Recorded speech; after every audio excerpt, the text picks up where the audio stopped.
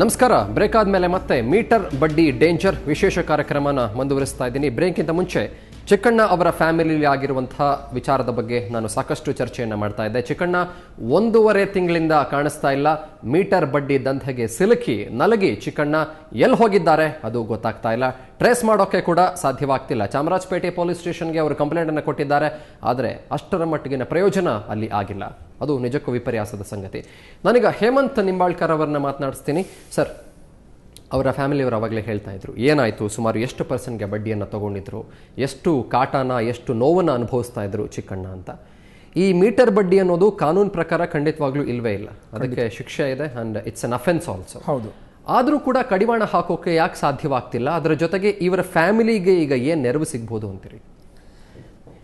ಇಲ್ಲ, ಕಾನೂನು ಪ್ರಕಾರ ಇದು ಗುನ್ನೆ ಇದ್ರೂ ಸಹ ಇದು ಸಹಜವಾಗಿ ಹೊರಗಡೆ ಕಾಣುವಂಥ ಗುನ್ನೆ ಇಲ್ಲ. ಯಾರು ಲೋನ್ ತಗೊಳ್ತಾನೆ, ಯಾರು ಕೊಡ್ತಾನೆ, ಅವ್ರ ನಡುವೆ ಇರತಕ್ಕಂಥ ವ್ಯವಹಾರದಲ್ಲಿ ವ್ಯತ್ಯಾಸ ಆದ್ರೆ ಮಾತ್ರ ಇದು ಪೊಲೀಸರವರೆಗೂ ಬರೋದು ವಿಷಯ ಬರುತ್ತೆ. ಅಲ್ಲಿ ತನಕ ಗೊತ್ತಾಗೋದೇ ಇಲ್ಲ.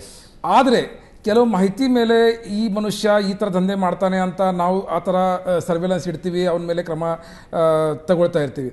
ಆದರೆ ನೇರವಾಗಿ ಯಾವಾಗ ಈ ಥರ ಕಂಪ್ಲೇಂಟ್ ಬರುತ್ತೆ ಆವಾಗ ಖಂಡಿತವಾಗಿ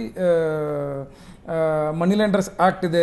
ಮತ್ತು ಕರ್ನಾಟಕ, ವಿಶೇಷವಾಗಿ ಕರ್ನಾಟಕದಲ್ಲಿ Karnataka exorbitant interest bending act ಕೂಡ ಇದೆ. ಸೊ ಆ ಆಕ್ಟ್ ಅಡಿಯಲ್ಲಿ ಕೂಡ ಇದು ಕಾಗ್ನಿಸಿಬಲ್ ಆಫೆನ್ಸ್, ಸೊ ನಾನ್ ಬೇಲೇಬಲ್ ಆಫೆನ್ಸ್ ಅದು. ಆದರೆ ಕಂಪ್ಲೇಂಟ್ ಬಂದರೆ ಮಾತ್ರ ಗೊತ್ತಾಗೋದು ಯಾವಾಗ, ಈಗ ಅವರು ಎಷ್ಟು ನೋವು ಅನುಭವಿಸಿದ್ದಾರೆ, ಆಮೇಲೆ ಈಗ ಚಿಕ್ಕಣ್ಣ ಅವರು ಯಾವಾಗ ಮನೆ ಬಿಟ್ಟು ಹೋಗಿದ್ದಾರೆ ಆವಾಗ ಅವರು ಪೊಲೀಸರ ಹತ್ರ ಹೋದರು. ಸೊ ಅದಕ್ಕಿಂತ ಮುಂಚೆನೆ ಈ ಚಿಕ್ಕಣ್ಣ ಅವರು ಈ ಥರ ಏನು ಅವರಿಗೆ ರಾಧಾ ಅವರಿಗೆ ಗೊತ್ತಾಗ್ತಾ ಇತ್ತು, ಈ ಥರ ನೋವು ನಮ್ಮ ಗಂಡ ಅನುಭವಿಸ್ತಾ ಇದ್ದಾರೆ, ಆವಾಗ ಏನಾದರೂ ಮುಂಚಿತವಾಗಿ ಏನಾದರೂ ಮಾಹಿತಿ ಕೊಡ್ತಾ ಇದ್ರೆ, ಇಂಥ ಮನುಷ್ಯ ನಮಗೆ ಈ ಥರ ತೊಂದರೆ ಕೊಡ್ತಾ ಇದ್ದೇನೆ ಅಂತ ಒಂದು ದೂರು ಕೊಡ್ತಾ ಇದ್ರೆ ಬಹುಶಃ ಈ ಪರಿಸ್ಥಿತಿ ಇವತ್ತು ಬರಲಿಕ್ಕೆ. ಓಕೆ, ಐ ಥಿಂಕ್ ನೀವು ಕರ್ನಾಟಕ ಮನಿ ಲೆಂಡರ್ಸ್ ಆಕ್ಟ್ 1961 ಬಗ್ಗೆ ಮಾತನಾಡ್ತಿದ್ರಿ ಅಂತ ಅನ್ಕೊಳ್ತೇನೆ ಅವಾಗಲೇ. ಓಕೆ, ನಾನು ಅದಕ್ಕೆ ಒಂದು ಪಾಯಿಂಟನ್ನು ಆ್ಯಡ್ ಮಾಡ್ತಾ ಇವಾಗ ರಾಧಾ ಅವರು ಚಿಕ್ಕಣ್ಣ ಅವರ ವಿಚಾರವನ್ನು ನಾನು ಆ ಕಡೆ ಇಟ್ಟು ಮಾತಾಡೋದಾದ್ರೆ, ಇವಾಗ ಬೇರೆ ಒಬ್ಬ ಸಾಮಾನ್ಯ ಮನುಷ್ಯ ಅಂತ ಇಟ್ಕೊಳ್ಳಿ ಸರ್. ಅವನ ಫ್ಯಾಮಿಲಿಲಿ ಏನೋ ಸಡನ್ ಆಗಿ ತೊಂದರೆ ಆಗುತ್ತೆ, ಎಮರ್ಜೆನ್ಸಿ, ಯಾರಿಗೋ ಹುಷಾರಿರಲ್ಲ, ಮಗುಗೇನೋ ತೊಂದರೆ ಆಗುತ್ತೆ, ಹೆಂಡತಿಗೇನೋ ತೊಂದರೆ ಆಗುತ್ತೆ, ಇಮಿಡಿಯೇಟ್ ಆಗಿ ವಿದಿನ್ ಹಾಫ್ ಅನ್ ಅವರ್ ಅಥವಾ ವಿದಿನ್ 1 ಅವರ್ ಆತನಿಗೆ ದುಡ್ಡು ಬೇಕಾಗುತ್ತೆ. ಅಂಥ ಟೈಮಲ್ಲಿ ಆತ ಫಿನಾನ್ಷಿಯಲ್ ಇನ್ಸ್ಟಿಟ್ಯೂಷನ್ಸ್ಗೆ ಹೋದರೆ ಸಿಗೋವಂಥ ಚಾನ್ಸಸ್ ತುಂಬಾ ಕಡಿಮೆ, ತೀರಾ ಕಡಿಮೆ, ಅನ್ಲೆಸ್ ಗೋಲ್ಡ್ ಗಿಲ್ಡ್ ಇರೋವಂಥ ಪಕ್ಷದಲ್ಲಿ ಹೊರತುಪಡಿಸಿ. ಅಂಥ ಟೈಮಲ್ಲಿ ಅವರು ಮೀಟರ್ ಬಡ್ಡಿ ದಂಧೆಯವ್ರ ಹತ್ರನೇ ಹೋಗಬೇಕಾಗತ್ತೆ, ಅವರಿಂದ ದುಡ್ಡು ತಗೊಳ್ಳೇಬೇಕಾಗತ್ತೆ. ಸೊ ಪೊಲೀಸರಾಗಲಿ ಅಥವಾ ಸರ್ಕಾರ ಆಗಲಿ ಇಂಥವ್ರ ಮೇಲೆ ಒಂದು ಹದ್ದಿನ ಕಣ್ಣಿಟ್ಟು ಏನಾದರೂ ಎಕ್ಸ್ಪೋಸ್ ಮಾಡೋಕ್ಕೆ ಸಾಧ್ಯ ಇಲ್ವಾ ಅವ್ರನ್ನ? ಖಂಡಿತ ತಾವು ಏನು ಹೇಳ್ತಾ ಇದ್ದೀರಿ ಆ ಪ್ರಕಾರ ನಾವು ನೋಡಿದರೆ ಅನಿವಾರ್ಯ ಪ್ರಸಂಗ ಬಂದಾಗ ಮಾತ್ರ ಬಡ್ಡಿಗೆ ಹೋಗೋದು ವ್ಯವಸ್ಥೆ ಅಂತ ತಾವು ಏನು ಈಗ ಹೇಳ್ತಾ ಇದ್ದೀರಿ.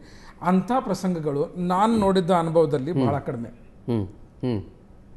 ಬ್ಯಾಂಕ್ ಹೋಗೋದು, ಅದಕ್ಕೆ ಇರತಕ್ಕಂಥ ಡಾಕ್ಯುಮೆಂಟ್ ಕೊಡೋದು, ಫೈನಾನ್ಷಿಯಲ್ ಇನ್ಸ್ಟಿಟ್ಯೂಷನ್ಗೆ ಹೋಗಿ ಡಾಕ್ಯುಮೆಂಟ್ಸ್ ಕೊಡೋದು, ಇದೆಲ್ಲ ಯಾಕೆ ಬೇಕೋ, ಇವ್ರ ಹತ್ರ ಹೋಗಿ ಟಕ್ಕಂತೆ ದುಡ್ಡು ತಗೊಂಡು ನಾವು ಏನು ಬೇಕೋ ಅದು ಮಾಡ್ಕೊಂಡು ಹೋಗೋಣ ಅಂತ ಈ ಪ್ರಕರಣಗಳು ಜಾಸ್ತಿ.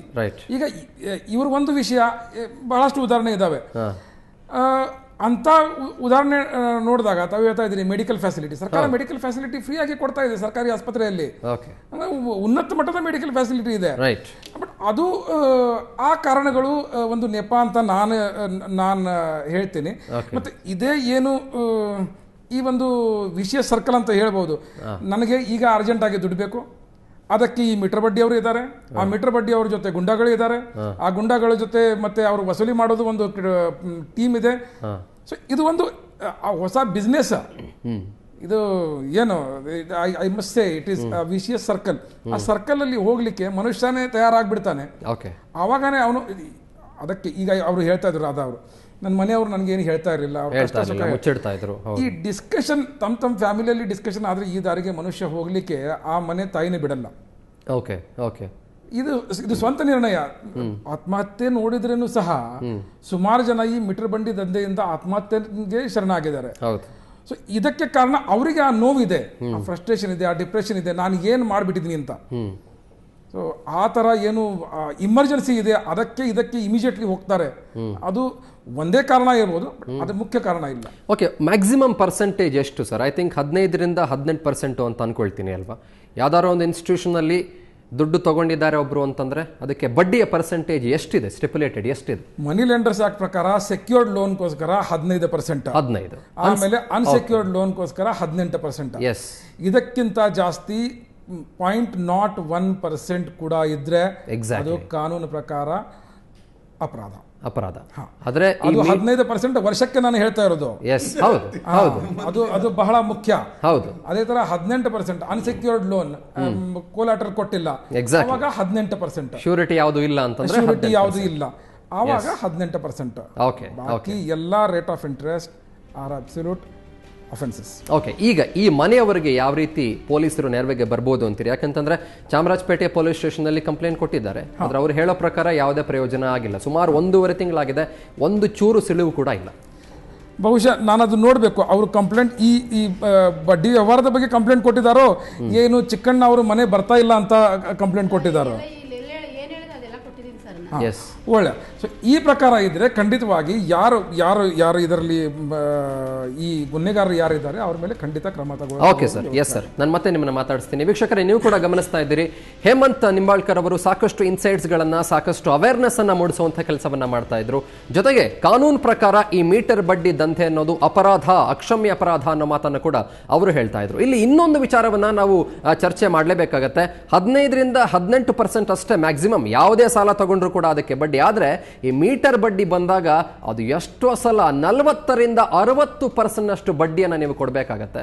ಇಷ್ಟು ಅವರು ಕಿತ್ಕೊಂಡು ನಿಮ್ಮನ್ನ ತಿಂತಾ ಇದ್ರು ಕೂಡ ನೀವು ಏನು ಮಾಡೋಕ್ಕಾಗೋದಿಲ್ಲ. ಅಂಥ ಒಂದು ಪರಿಸ್ಥಿತಿಯಲ್ಲಿ ನೀವು ಜೀವನನ ಸಾಗಿಸ್ತಾ ಬರಬೇಕಾಗತ್ತೆ. ಬಟ್ ಅದು ಯಾವಾಗ ತಲೆ ಮೇಲೆ ಬರುತ್ತೋ ಆಗ ಈ ತರ ಆಗುತ್ತೆ. ಅದರ ಜೊತೆಗೆ ನಾನು ರಾಧಾ ಅವರನ್ನ ಕೂಡ ಮಾತಾಡಿಸ್ತೀನಿ. ಅವರು ಸಾಕಷ್ಟು ಹೆಸರುಗಳನ್ನ ಹೇಳೋದು ಬಾಕಿ ಇದೆ ಅಂತ ಅನ್ಕೊಳ್ತೀನಿ. ಯಾಕಂತಂದ್ರೆ ಚಿಕ್ಕಣ್ಣ ಅವರಿಗೆ ತುಂಬಾ ಜನ ಕಾಟ ಕೊಡ್ತಿದ್ರು ಅನ್ನೋ ಮಾತನ್ನ ಅವಾಗಲೇ ಹೇಳ್ತಿದ್ರು. ಅವ್ರು ಯಾರು ತಿಳ್ಕೊಳ್ತೀನಿ ಒಂದು ಪುಟ್ಟ ಬ್ರೇಕ್ ಆದ್ಮೇಲೆ.